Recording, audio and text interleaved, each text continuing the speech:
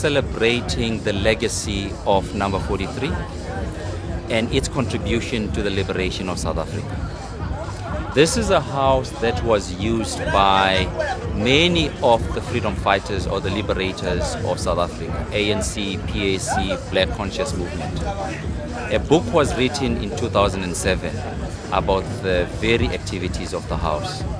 And after the launch of the book, a trust was set up, the number 43 Trelawney Park Legacy Project, which was set up to educate the youth about our history and its importance to their future. Secondly, to do further research on the back of what was done during the book, during the writing of the book. And the idea here is to keep the memory of our past alive. After the launch of the Legacy Project, it became very clear that this is a necessary activity. It's a void or a gap that needs to be covered on an ongoing basis. We then decided to make this an annual event, which annual event started in 2009, thus being the third annual Legacy Project event. And why the race? The race is because we realized that just talking to the youth, they are not fully conscious of politics and they don't really get attracted to politics and our history.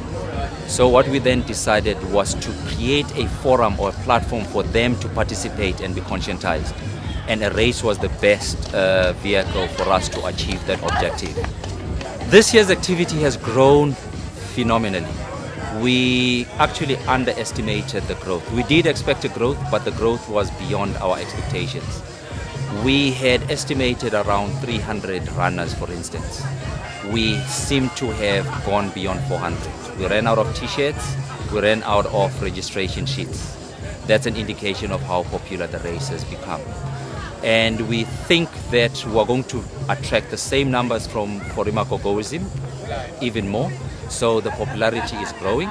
And we think that it's not growing only in numbers. We think it's growing in terms of relevance. The level of discussion around the event pre-today was much higher than what we saw in previous years. But of course, later on in the day, there's going to be a public lecture, an annual public lecture, where we bring in guest speakers from outside the country to share with us their experiences. This year's guest speaker is Cheryl Carolus, who is the former Deputy Secretary General of the African National Congress, very instrumental in the transition of South Africa, and now the current chairperson of South African Airways. She's going to be sharing her experiences around issues relating to politics, the economy, the household, and particularly the role of the woman in the liberation process and the crafting of the future of society going forward. And when we finish with the race today, there's going to be what we call Imakogoism. Now, Imakogoism is the spirit of giving and sharing, which is a lesson that we got from Umakoko, who is behind this entire activity. And Umakoko showed to us that the best contribution you can make in life is helping the people around you who are less fortunate than you. And on the basis of that, we're going to be giving food packs and blankets to 35 families who are identified by the Lutheran Church in Swaziland, here in Manzini. And that is basically the basis of today's activities. We gather here today to celebrate a life well lived. And we gather to give thanks at 3 levels.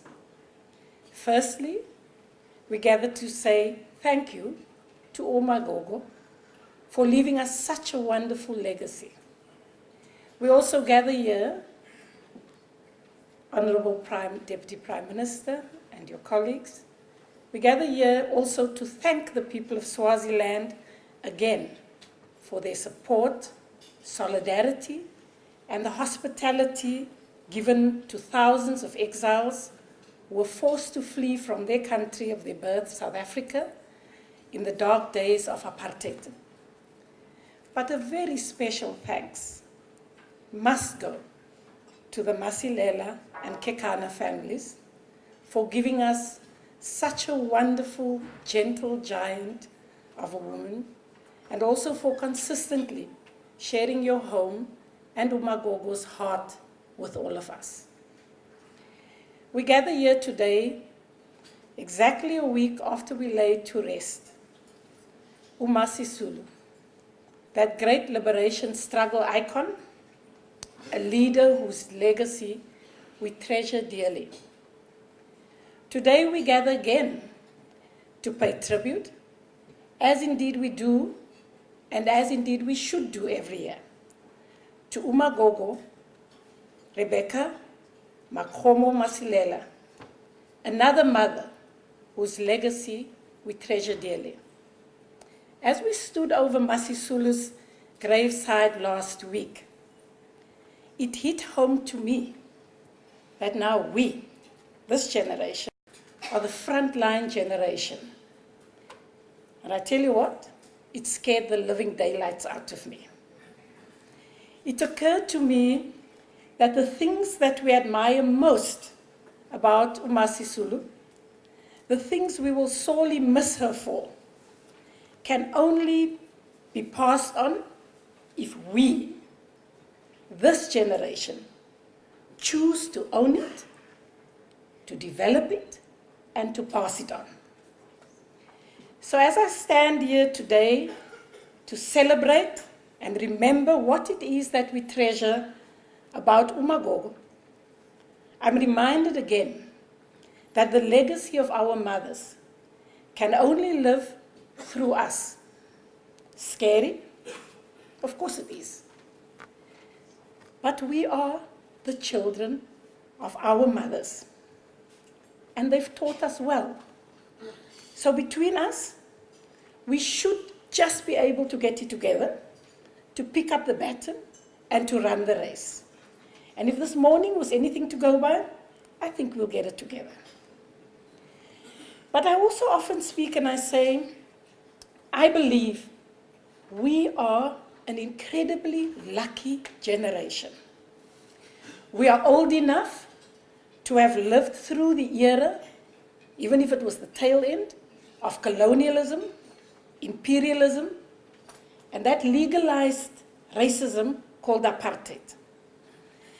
So we have first-hand knowledge of just how devastating the consequences of dispossession, discrimination, and legalized racism are, and why we should eradicate its very last vestiges, and why we should never, ever allow it to happen in our name or on our watch.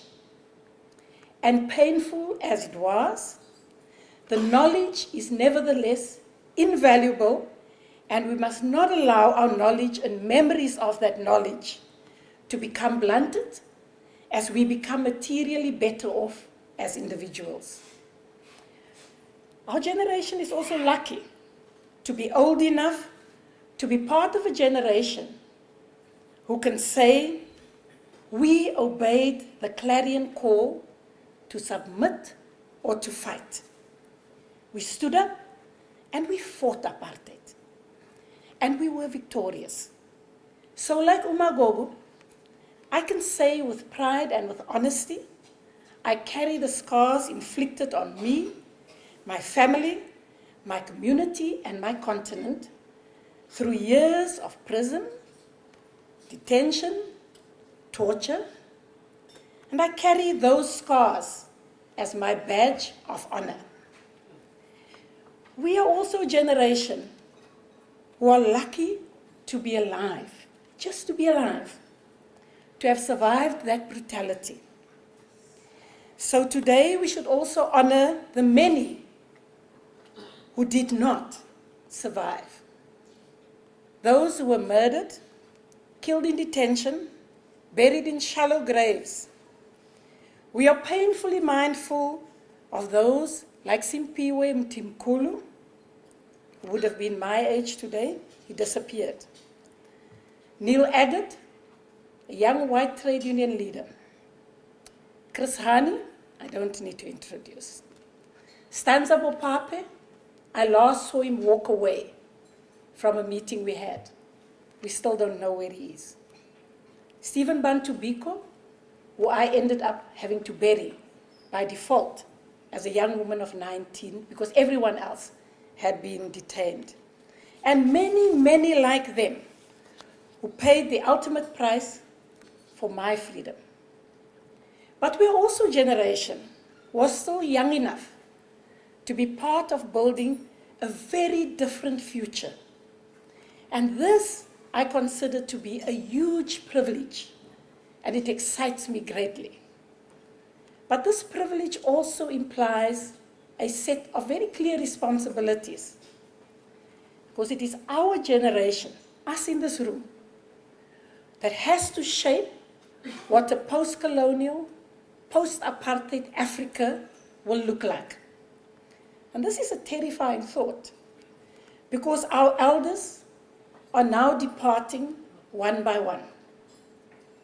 Slowly but surely, we have to pick up the baton. We have to provide leadership.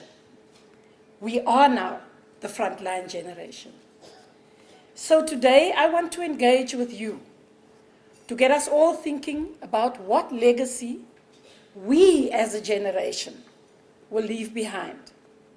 As we gather here today to celebrate a life so well lived, a mother whose heart and home was so filled with love, compassion, and courage, we should know that the best tribute we can pay to our great mothers and fathers will be to live our lives in such a manner that we emulate them and that we leave our countries, our continent, and indeed the world in an even better shape than when they left it. As cliched as it sounds, we need to be the change we want to see.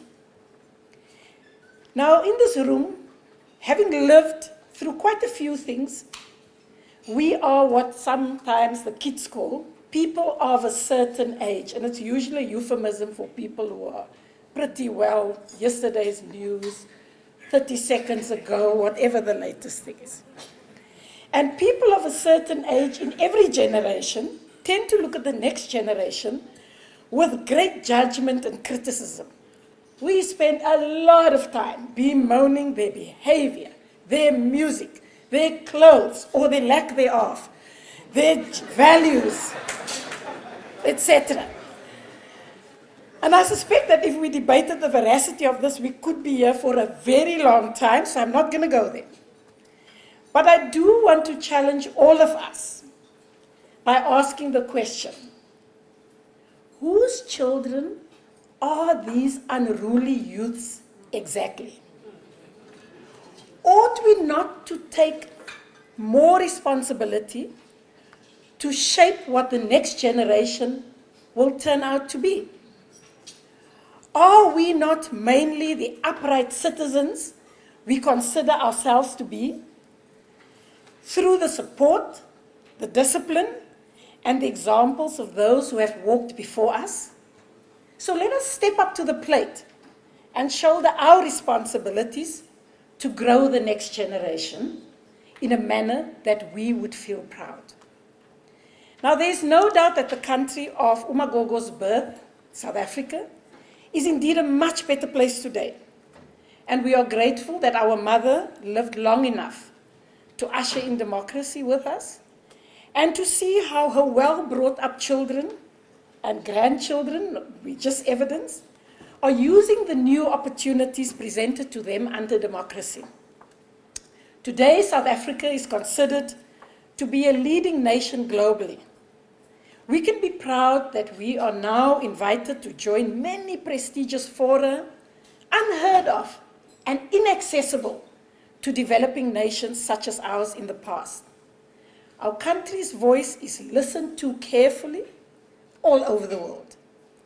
Our economy is very well run by qualified people, greatly evidenced like those in the Masilela clan and their cohorts, their friends, their colleagues, of whom we are immensely proud.